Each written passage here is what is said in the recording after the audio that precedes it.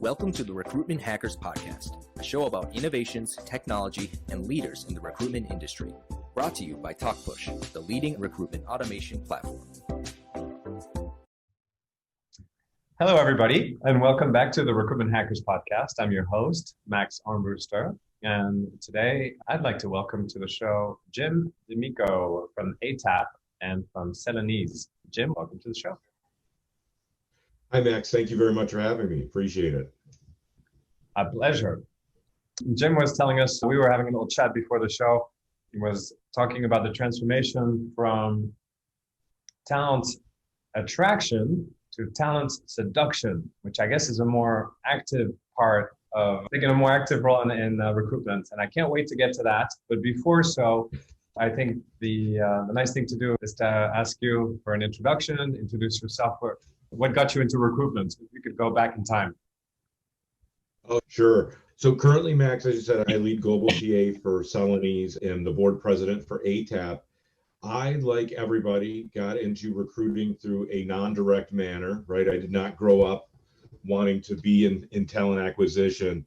So actually, my background was in the military, failed stand-up comedian, needed food, so I got into sales. And from sales, the company I was working for, selling for, got bought. And a friend of mine said, hey, you've got to try recruiting. It's sales, but it's really cool because you're selling two ends and it's exciting. So I got into third-party recruiting and I loved it. And I was hooked and have enjoyed it ever since. Launched an RPO very early in the Midwest, sold that. And since then, have spent my time working with various companies to help really improve their TA function so that they're best in class. Quite a journey. And I think obviously stand-up comedian and sales is a great place to start for recruiting because you've got to find a way to warm the ice or break the ice and warm up your audience when you call them. And there was a time when recruitment, you had to deal with a very cold audience where you had to deal with big talent pool of people who you got a phone call, they didn't even know where they got their phone call from, right? And I think today is quite different where you have very few cold calling recruiting still happening. Or is that still happening? I don't know. Maybe I'm missing part of the market. I'm more focused on the high volume space.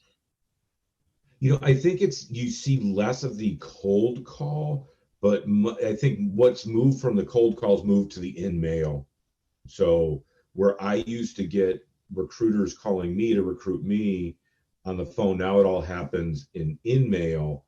Mm-hmm. But really, the other thing that's changed is back when I started, so, to date myself, we still put ads in the newspaper, right? There was no Monster, Career Builder. This was even pre-OCC days, right? So in order to get the word out, you had to go to the candidate. Now, for the past 20, 25 years now, we can find jobs. If I'm looking for a job, I have a million tools to find jobs and connect myself to a job. So The role of the recruiter being the town crier for the job isn't really part of that anymore. Tell us a little bit about ATAP. I think it's an organization that was founded just a few years ago, but a much needed organization to bring the industry together. And I think most of the membership is in North America. We have an international audience, but why should they join and how do they join? Sure. So ATAP is the Association of Talent Acquisition Professionals, and we exist to improve the quality of life for our members, and we do that through education, community, advocacy. We are a global organization. Yes, Max, most of our members are in the US. However, after September, our international members have shot up. So membership is fairly inexpensive at $95 US a year, but we do the Global Talent Acquisition Day event. It's a 14-hour conference, first Wednesday of September. I believe this year, within that 14 hours, we captured 35 hours of content from speakers globally, and that's available to all of our members for free. We have programs that we just launched, and we just started adding international people to as well. Our Diversity Inclusion Center of Excellence for TA professionals, a year-long cohort program that is very, very inexpensive for members. We're building out programs to elevate recruiters, from recruiters to talent advisors to talent strategists. So teaching recruiters how to manage, analyze, present data, develop their narratives for their business, how to manage projects, how to manage executive communication. So we're really working to elevate this field that we all love so much and support people. One of the things that I feel is a crime in our industry is how many people get into this field and then leave disappointed. And we really want to put a stop to that, because we think this is not a stopping point on your career. This is not something you do when you can't do anything else, but this is an actual career that adds value to your share and stakeholders. Well, it's going to be a hard sell in 2020, Jim. I imagine, I don't keep track of this, maybe you do. I imagine a lot of people lost their jobs this year in talent acquisition. And they must be reeling, and they must be, some people must be thinking, wow, recruitment is that space in the world where I want to be right now. Everybody's being furloughed, put on hold. And on top of that, there's all this automation coming in with a disappearance of some of the most, let's say, manpower consuming activities of recruitment. What do you have to say to that? Like, are there going to be more talent acquisition professionals tomorrow than there were yesterday? Or is the industry shrinking? Because in 2020, it probably is shrinking a little bit. But it's been randomized to some degree. So our membership's up over 15% this year. And what we see is that the market is recovering. So Celanese, we're back to pre-COVID hiring. My team's bigger today than it was March 1st. And we're seeing hiring picking up. I think what we're seeing, though, is that there's different work that the recruiters are doing. I think automation has had a tremendous impact on the transactional recruiting. So in a differentiated recruiting pyramid, that bottom tier that your tier 2 supports that's transactional, a lot of automation there. But what we've seen is that the value of your top 2 tiers, the recruiting that you do there, has tremendous impact on the return to the company and the value to the company. When your top performers in that strategic tier are producing value at 8 to 10 times the value of people that are just slightly below them in quality of hire, it becomes really, really essential that you are hiring well. And to do that, you need people now that are not focused on finding, because automation can help us find people. Right. What still requires that human intervention is the actual recruiting, that seduction, but also then the assessing of the talent. And I think that's where our work becomes more valuable. And as you move to a talent strategist, what you're now talking about too is not just filling individual positions, but how do you leverage your knowledge, the data that you have, your experience to help craft hiring, not just immediate, not just 1, 2, 3 months out, but how are you looking at hiring as a strategic pillar of your company long term? And how are you working with the C-suite to help craft those strategies, not just for today, tomorrow, 5 years from now? The C-suite sounds like where everybody would want to end up, but for somebody who's 20, 22 years old, picking up recruitment, like you said, because, hey, that looks available. Why not? You can make good money if you're in staffing at a young age. You can do well. So maybe that's how a lot of people end up in that industry, but not going to end up speaking with a C-suite. Not everybody can end up with a C-suite, basically. So do you foresee that there's going to be a bit of a contraction in the headcount in talent acquisition, that the contraction that we saw in some companies? Well, you said in your company, well, you're back to pre-COVID net levels. I actually saw that while the volume of candidates grew considerably, in my world, the volume of recruiters kind of was flat or a little bit down for 2020. Yeah, I'm just wondering whether the industry is growing. But 15% year over year for your association is certainly an indication that there are plenty of recruiters out there. There sure are. And again, I think it's how we repurpose the work. So a new recruiter, yes, they're probably not going to be in the C-suite or talking to the board, but they can be talent advisors to their individual customers, to those hiring managers, and to those candidates they work with. Data has really changed that, and the ability to take data, parse data, and craft narratives around that has changed. So, for example, new recruiter, the two things that they're going to do right away when they join my team is they're going to get recruiting fundamentals. They're going to learn how to source, how to recruit, how to interview, but they're also going to start to learn data analytics, right? And we start them off, the first book is always Freakonomics, because that's an easy, digestible read, but it also teaches how to craft a narrative around the data. Oh, I love that. Yeah. So you teach them numbers and storytelling, and then you can build some exercises around that, right? It's like, did you know that this career versus that career, and et cetera? Like these kinds of narratives. Yeah, absolutely. And for hiring managers right now, they see, oh my gosh, unemployment's so high, so there must be tons of people for my roles. Well, a lot of the positions we hire are degreed professionals, right? Their unemployment for degreed professionals through COVID is 4.2% in the US, right? So that's not much change. Nobody got laid off. No, the data scientists kept their jobs. Yeah, yes, they sure did. Yeah. And at the bottom of the market, we also heard that it remained equally hard to also attract, because people felt unsure about going back to an office and working into retail, working into healthcare, as well as be incentivized to go back to work because there was government help for them to stay at home. So with all these compounding to basically make the supply side a little bit tighter than people thought it would be. Tighter than 2008. You were there in 2008, right? How do the two prices compare from a market talent pool and supply and demand standpoint?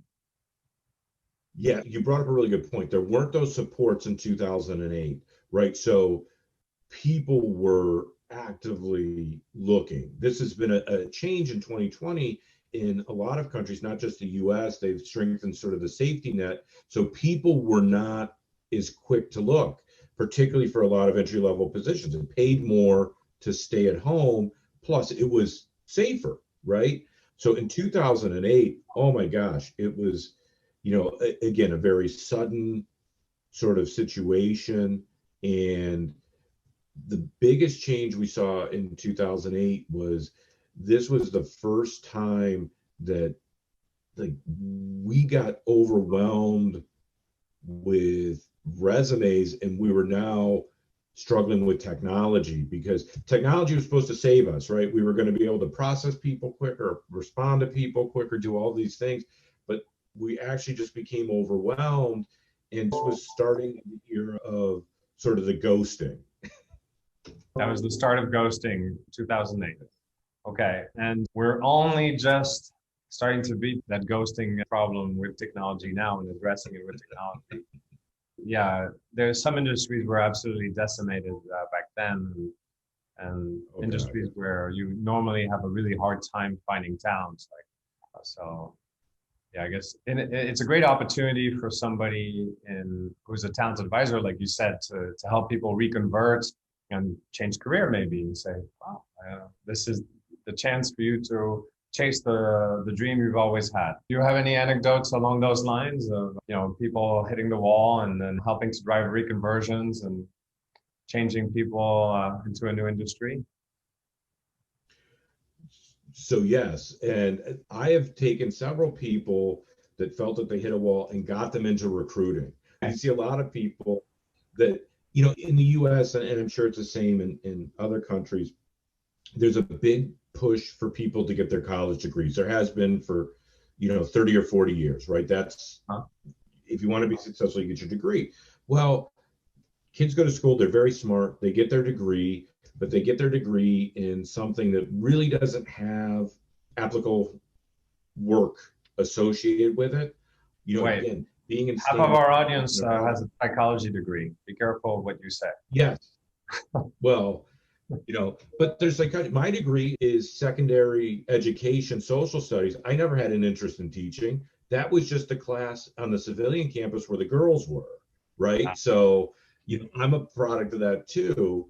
And look, like I said, I wanted to be a comedian. That didn't work out. Recruiting did. So, I've worked with people that have, very interesting backgrounds, and I try to help show them how wonderful recruiting is, and that you can really build your own career there and create your own career path. But by the same token, I've had friends that have gotten burned out in recruiting, and we've helped them transition into other jobs. One of the beautiful things about being a recruiter is you can often find your own next job, Oh and you yeah. know how to sell candidates. You can sell yourself into that job. Yeah, I have a friend, an advisor to my company, who is very senior executive at a top technology company. Then didn't know what to do for a couple of years, went into executive recruitment, and then back into the corporate world. These transitions were very well. I mean, I have this one example, but I suppose that's not an isolated case. That these, when you build a network, then you can use your network, even though Yes. maybe in 2020 the network is not so impactful.